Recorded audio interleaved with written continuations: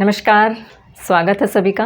जैसा कि आप देख पा रहे हैं यहाँ पर DSSB vacancy 2025 for PGT Sanskrit. हमारा प्लेटफॉर्म संस्कृत का है तो हम संस्कृत की यहाँ पर बात कर रहे हैं। ठीक है, तो DSSB ने वैकेंसी रिलीज कर दी है, ये आप सभी जान भी गए होंगे। वीडियो थोड़ी लेट आप तक पहुँची है। तो DSSB वैकेंसी 2025 PGT संस्कृत की आज हम यहाँ पर बात करेंगे। इसमें कई विषयों पर हम चर्चा करेंगे, जैसे vacancy notification, eligibility criteria, paper pattern, exam date, exam preparation ideas और ऑफिशियल सिलेबस, इन सब की हम बात करेंगे। तो सबसे पहले हम बात कर लेते हैं वैकेंसी नोटिफिकेशन की। वैकेंसी नोटिफिकेशन जो है 4 जुलाई 2025 को जारी हो गया है। ठीक है, 4 जुलाई 2025 को रिलीज हो गया था वैकेंसी नोटिफिकेशन। और जो वैकेंसी का रिक्रूटमेंट नंबर है, एडवर्टाइजमेंट रिक्रूट नंबर, वो है 1/2025। देखिए, ये चीज़ें आपके पास होनी चाहिए, ये ज़रूरी हैं, क्योंकि ज्वाइनिंग के समय हमें इन चीज़ों की ज़रूरत होती है। ठीक है, तो आप ऑफिशियल वेबसाइट पर जाकर सारी डिटेल आप इसकी निकाल लें और ये चीज़ें आपके पास प्रिंट आउट के तौर पर होनी चाहिए। तो वैकेंसी नोटिफिकेशन की बात करें तो 4 जुलाई 2025 को नोटिफिकेशन जारी कर दिया गया था और 1/2025 जो है एडवर्टाइजमेंट रिक्रूटमेंट नंबर आपका है। ठीक है, उसके बाद बात करते हैं एलिजिबिलिटी क्राइटेरिया की। एलिजिबिलिटी क्राइटेरिया जो है, अगर हम एज लिमिट की बात करें तो एज लिमिट है 18 साल से 30 साल तक आपकी एज होनी चाहिए।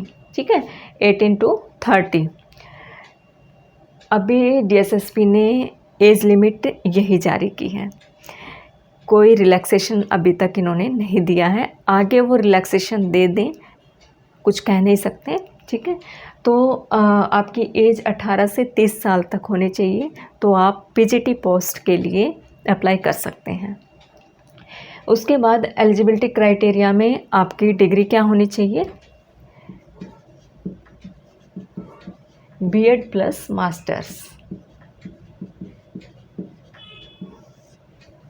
B.Ed प्लस मास्टर्स आपकी डिग्री होनी चाहिए, तो आप PGT पोस्ट के लिए एलिजिबल हैं।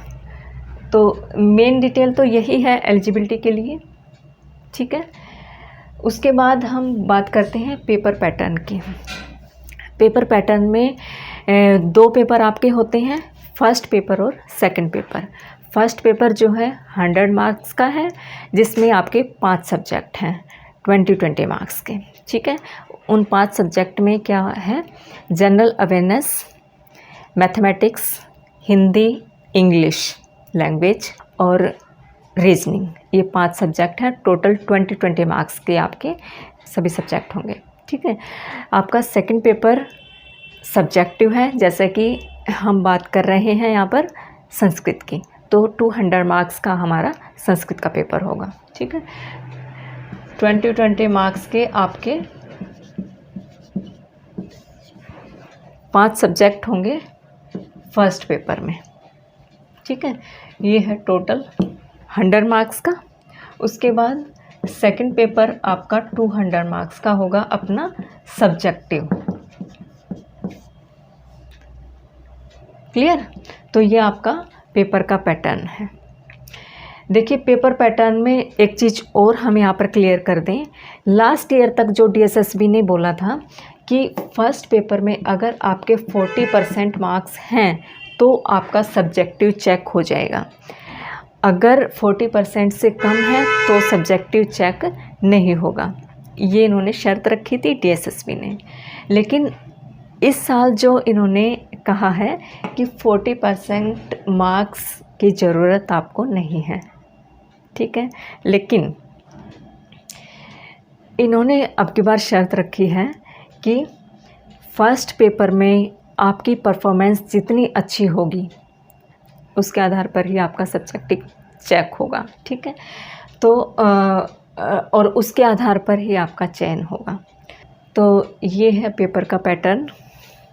उसके बाद एग्ज़ाम डेट की बात करें तो एग्ज़ाम डेट आप मानकर चलिए 2026 जुलाई अगस्त सितंबर तक मानकर चलिए, ठीक है। तो अगस्त तक आप मानकर चलिए 2026, ठीक है। काफ़ी समय है हमारे पास तैयारी के लिए, तो अगस्त 2026 तक अच्छे से तैयारी हो जाएगी। लेकिन तैयारी हमें आज से ही शुरू कर देनी है, टॉपिक वाइज आज से ही तैयारी शुरू कर दें, ठीक है। हम अपनी कोशिश जारी रखेंगे, आप भी अपनी तैयारी जारी रखिए। तो अगस्त 2026 तक की आप मानकर चलिए और अपनी तैयारी जारी रखिए। उसके बाद एग्ज़ाम प्रिपरेशन आइडियाज़, एग्ज़ाम की हम तैयारी कैसे करें, जैसा कि मैं आपको पहले से बताती आ रही हूँ। आप मेरी पिछली वीडियो भी उठाकर देख सकते हैं। 2024 के लिए मैंने सिलेबस डाला हुआ है वीडियो में। सबसे पहले तो आपको प्रीवियस ईयर के पेपर उठाने हैं, ठीक है। कम से कम 4 या 5 पेपर, उनकी रिवीजन करनी है आपको। और ये मानकर चलिए आप कि 40% पेपर आपका 5 पेपर में क्लियर हो जाएगा, ठीक है। 40% कवर हो जाएगा आपका पेपर, पिछले जो 5 पेपर आप उठाकर देखेंगे। और उसके बाद है 6 to 12th NCERT plus graduation और MA में आपके जो सब्जेक्ट थे, ठीक है। यहाँ आपकी प्रॉपर तैयारी इतने में हो जाएगी। तो एग्ज़ाम की प्रिपरेशन के लिए आपके लिए ज़रूरी है लास्ट ईयर के पेपर रिवीजन, 4 या 5 पेपर, उसके बाद 6 to 12th NCERT books plus में ग्रेजुएशन MA, ठीक है। ये चीज़ें आपके पास होनी चाहिए।